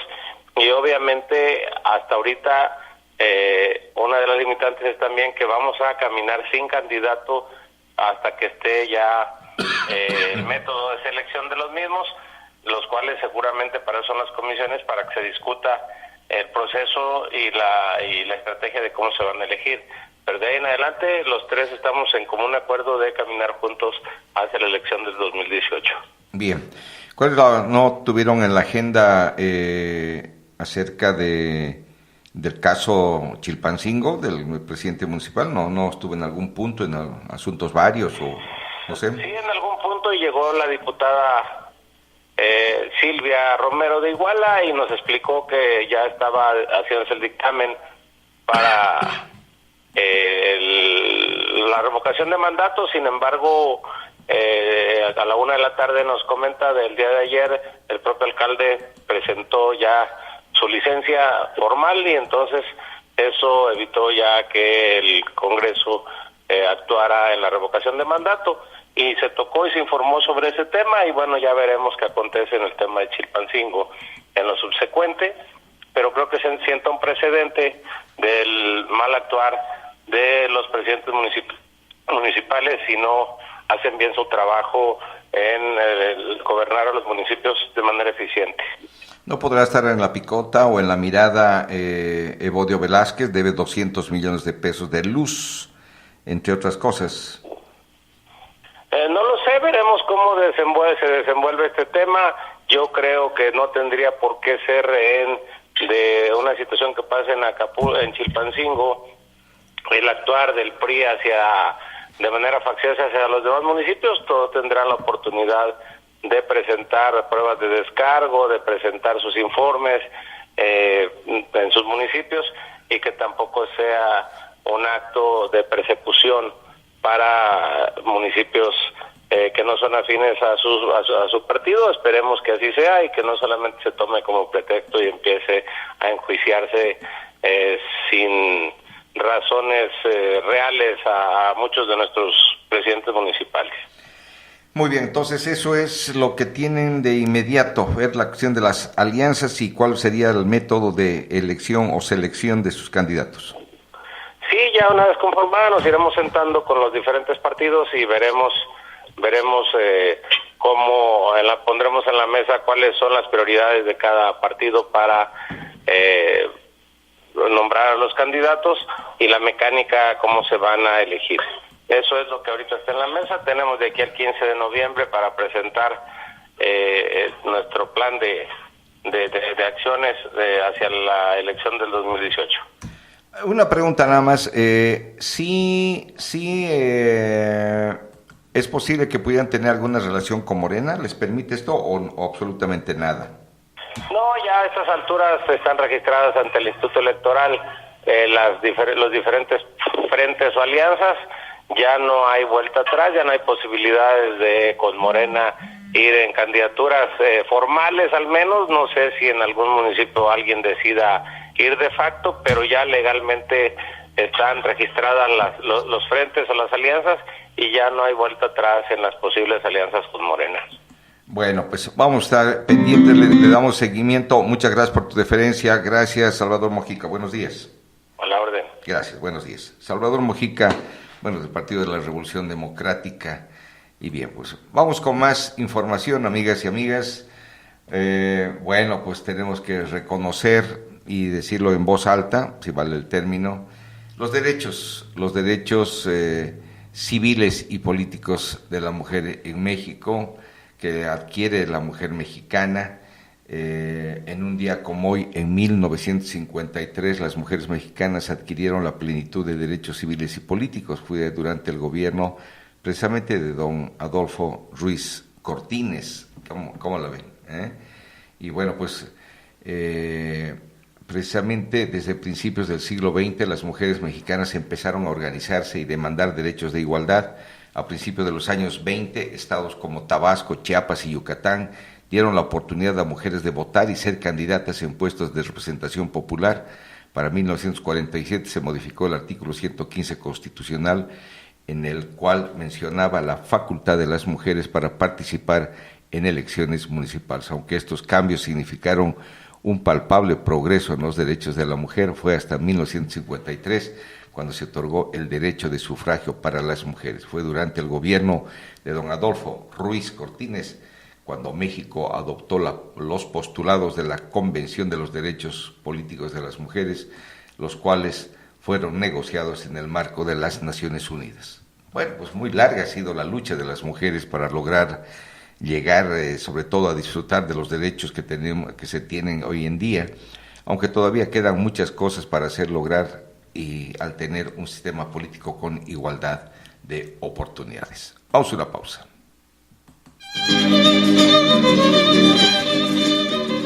Las semillas brotan en el campo como germinan las palabras en el agro. Regresamos.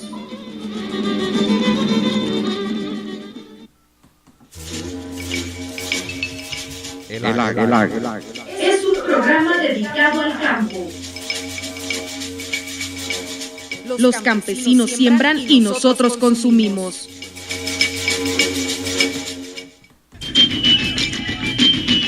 Continuamos con la naturaleza de la humanidad. Más información del medio rural. Muy bien, pues son las 9 de la mañana con 45 minutos. Vamos con nuestro compañero Rodolfo Valadez a la Costa Grande. Rodolfo, buenos días. Un gusto saludarte, Luis. ¿Qué tal? Buenos días. Platicarte que desde Atoyac varias organizaciones sociales, sobre todo los líderes de estas, se han manifestado en contra del asesinato de Raferi Hernández Acevedo, el luchador social que fue ultimado hace unos días de forma muy violenta, y que aseguran los luchadores sociales que esto es el reflejo del ataque del gobierno federal para aniquilar a la lucha social en México.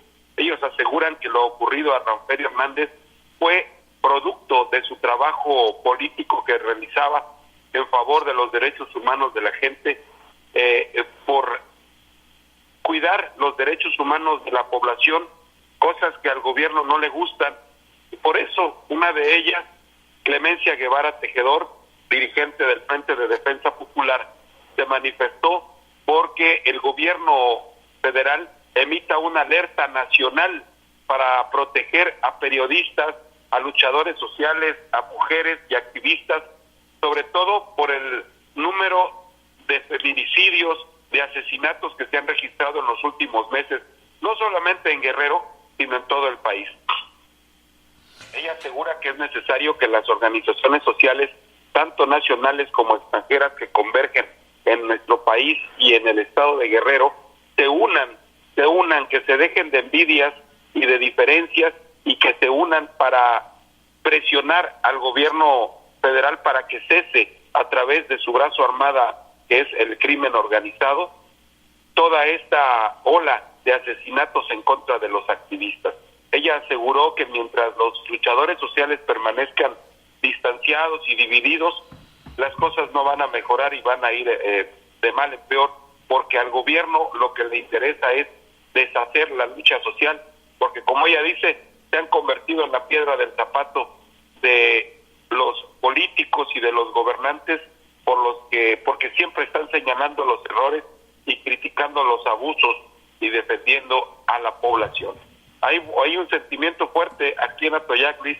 De hecho, estamos en espera en unos minutos más de que dé comienzo una conferencia de prensa que va a ser dada por los miembros de Por México Hoy, la organización a la que pertenecía Rafael Hernández Acevedo, y aquí en Atoyac pues tiene seguidores esta organización política, pero que también se ha caracterizado por tener como miembros a varios luchadores sociales, quienes en unos instantes pues estaremos esperando a que den la conferencia de prensa para ver qué es lo que van a expresar. Es lo que tenemos desde Atoyac. Bien, estaremos pendientes, le damos seguimiento. Gracias, buenos días, gusto saludarte. Un gusto saludarte, Luis, buenos días. Buenos días. Bien, pues vamos con más información, amigas y amigos. Bueno, el gobernador Héctor Astudillo Flores, con motivo de su segundo año de administración, bueno, pues dice que la pobreza extrema en Guerrero era un reto histórico. Este año logramos reducir este índice. Paisanas y paisanos, gobernar Guerrero es un desafío todos los días. La pobreza en Guerrero ha sido histórica, pero este año más de 42,000 personas salieron de la pobreza. Hemos impactado los indicadores de manera positiva. Tenemos programas sociales que han beneficiado a los que menos tienen. En esta administración no se ha dejado de atender a grupos vitales para el desarrollo social, porque Guerrero merece buenos resultados. Segundo informe de gobierno. Héctor Astudillo Flores, Gobierno del Estado de Guerrero.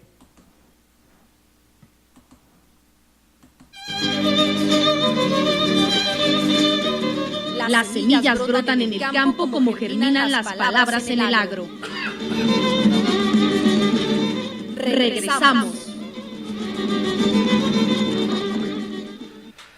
Muy bien, pues son las 9 de la mañana con 50 minutos. Vamos al lugar de los hechos. Vamos con nuestro compañero Jorge Valvanera. Buenos días, Jorge. Muy buenos días. Saludos al auditorio. Pues para informarle que se da la primera protesta del día de hoy. Derechohabientes, aproximadamente unos 40 derechohabientes del ISSSTE, se mantienen bloqueando la glorieta aquí sobre la avenida Rufo Figueroa, precisamente frente al hospital del ISSSTE, la colonia del mismo nombre. Pues estas personas están bloqueando y protestando porque desde muy temprana hora, 5 o 6 de la mañana, vienen a sacar cita. Les dan su número de ficha para sacar cita, y resulta de que pues después de estar formados durante 2 o 3 horas, inician a las 9 de la mañana las consultas y les informan que a pesar de tener ficha ya no alcanzan lugar para ser atendidas. Esto pues generó el malestar de estas personas, quienes vienen algunos de lejos, de madrugada, y pues están aquí varias horas esperando la ficha. Están de acuerdo en que pues la sobrepoblación, el crecimiento de los derechohabientes afecta y de alguna manera provoca precisamente que no sean suficientes las consultas para la gente que las está solicitando, pero pues consideran que ellos sí las merecen porque pues vinieron desde lejos, están aquí varias horas esperando el turno y les dieron ficha. Entonces, pues al decirles que hoy ya lo alcanzan, que probablemente mañana, y esas fichas son válidas para mañana, pues se molestaron y se encuentran en estos momentos bloqueando esta glorieta del ISSSTE, pidiendo la intervención de las autoridades pues de este hospital, para que aunque sea tarde, pero se les atienda hoy y no pierdan todo el día para regresar mañana. Esta situación no es la primera vez que se da, ya son varias ocasiones en las que la gente llega y pide su ficha, se las entregan y luego 3 o 4 horas pues les dicen que no alcanzan lugar para consultas. Esta irregularidad ya tiene tiempo, no se ha resuelto y pues hoy ha generado precisamente este bloqueo aquí en la glorieta del ISSSTE. No han sido atendidos por ninguna autoridad, no ha salido nadie, los han ignorado por completo y pues aseguran aquí se van a mantener hasta que alguien las atienda o les resuelva y les reprograme su cita médica. Bien, por otro lado, pues comentarles que organizaciones sociales, la APPG, Padre de los 43, así como la Red Guerrerenses de Derechos Humanos, los representantes Manuel Olivares Hernández y Pinufo Rosales Sierra, quien es el abogado y representante de los Padres de los 43, pues se reunieron para dar conferencia de prensa y pues en esta situación denunciaron precisamente el asesinato del dirigente social Ranferi Hernández, así como también el asesinato del alcalde de Citlala, y al respecto pues dos cosas contundentes. Primeramente consideraron que pues en el caso de Ranferi específicamente pues fue un asesinato de Estado. Ellos aseguran que esto fue ya directamente orquestado desde el gobierno del estado y pues se culpan de cruel asesinato porque pues incendiaron la camioneta y los cuerpos los echaron adentro.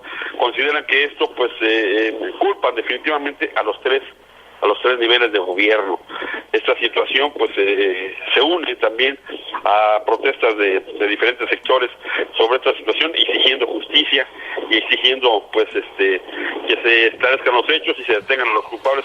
Ya viene en unos días más, comentaron también ellos, que viene ya un aniversario más del asesinato de Rocío Mesino, y precisamente a este acto luctuoso pues siempre se presentaba Ranferi Hernández.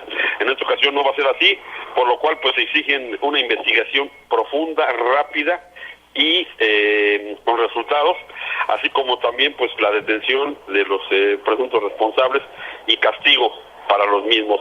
Sí, por otro lado también comentarles que se está llevando a cabo, podremos decir, la última conferencia de prensa del alcalde Marco Antonio Leiva, quien pues ayer presentó su licencia ante el Congreso del Estado y pues en estos momentos están en la sala de cabildos pues realizando una conferencia de prensa precisamente donde va a dar los términos de esta situación y posteriormente anuncia una reunión con los integrantes del cabildo para pues formalizar ya su salida y ver en este caso la síndica o la persona que va a quedar en su lugar de manera pues temporal, de manera interina, ya que posteriormente pues se nombrará ya de manera formal al alcalde que terminará con este periodo de gobierno municipal.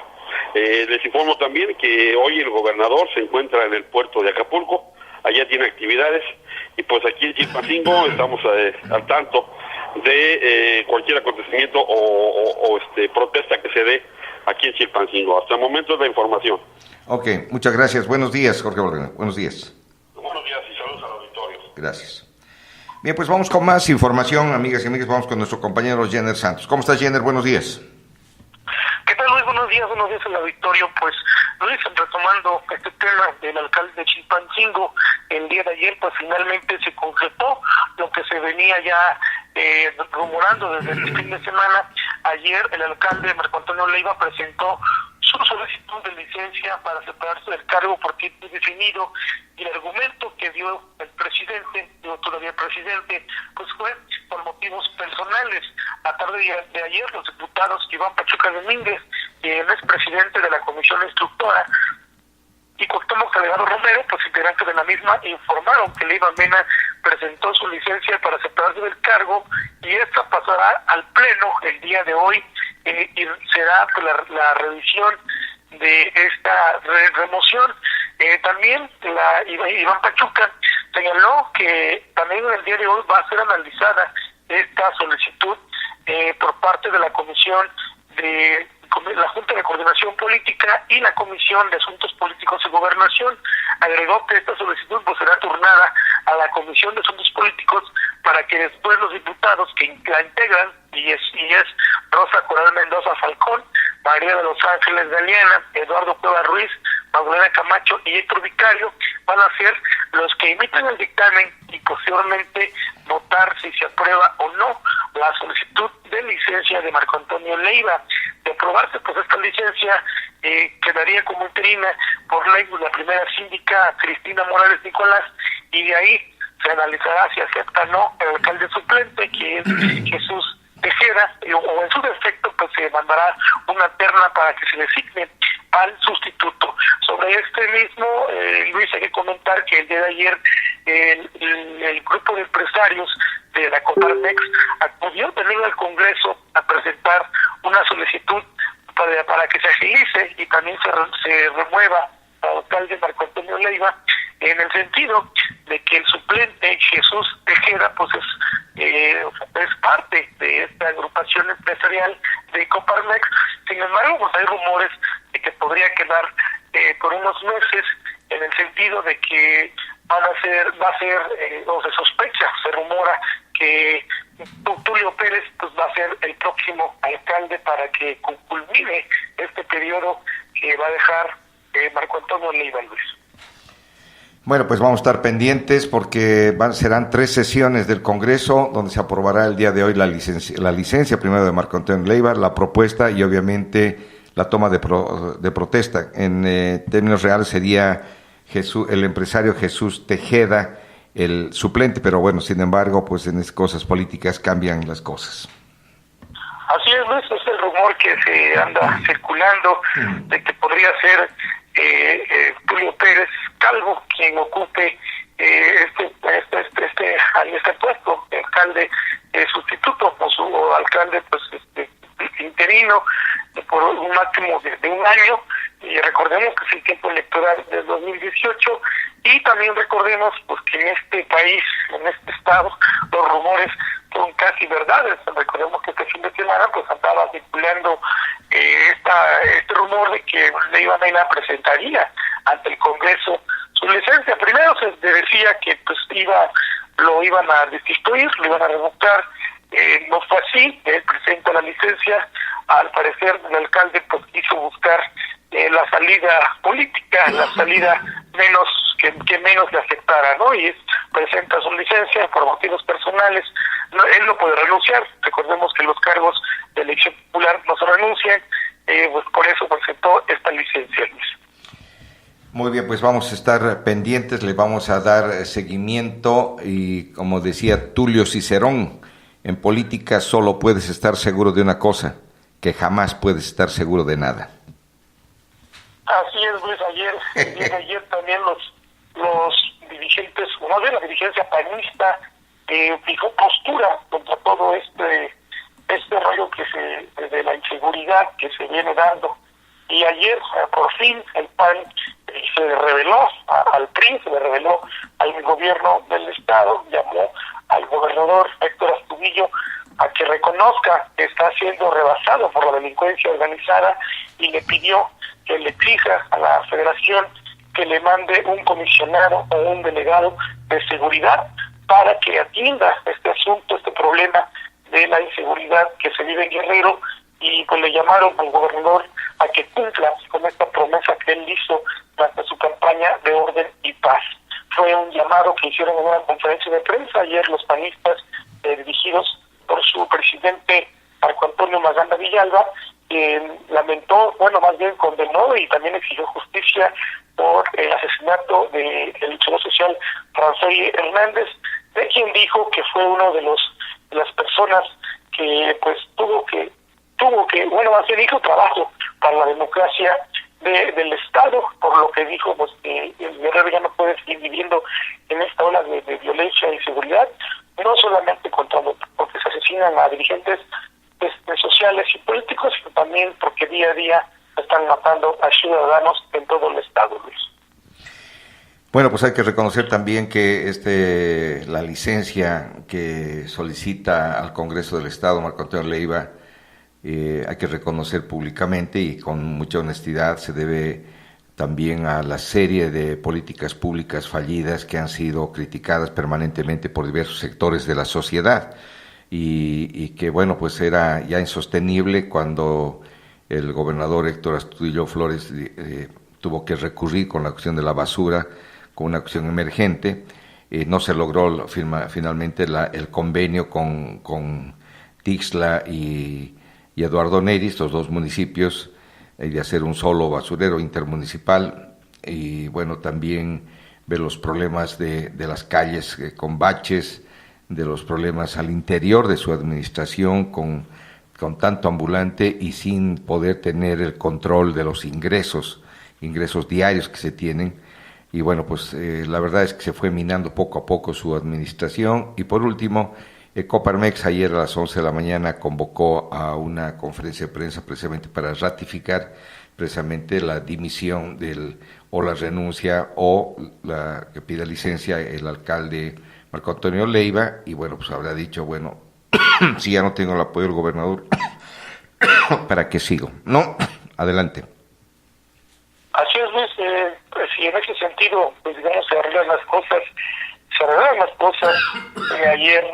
Ayer comentábamos con unos compañeros, bueno, pues qué feo que te corran el trabajo para que no sepa tirar la basura, pero y en ese sentido, pues entonces habrá que también cuestionar si es necesario pues que se derroque a la actual administración del Estado, que encabeza el priista también, Héctor Astudillo, pues que prometió esta orden y paz, y pues ya van casi 4,000 muertos durante su periodo.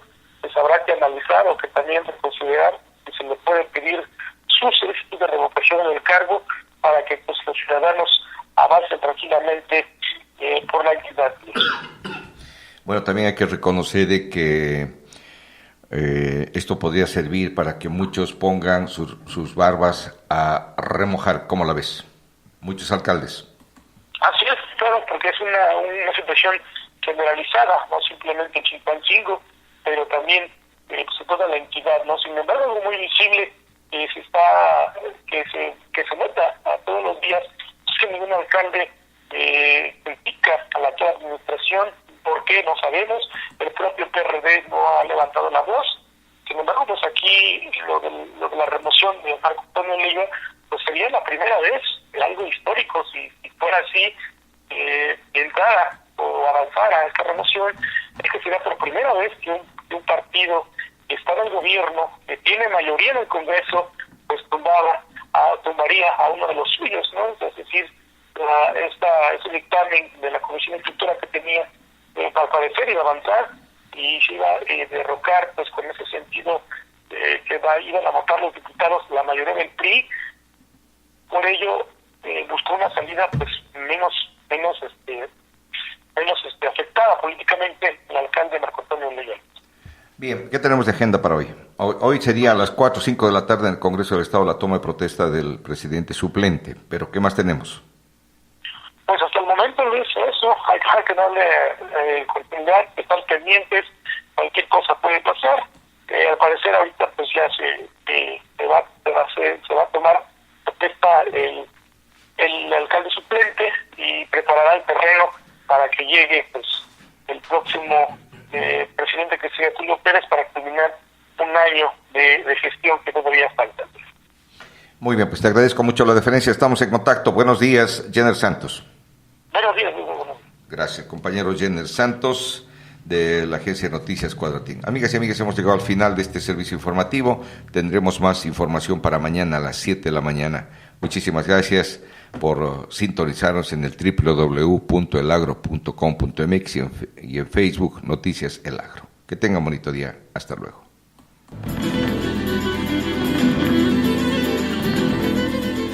Somos El Agro, el primer noticiario de todos los días. Periodismo especializado en el medio rural. Mañana regresamos con la voz de las mayorías del mundo.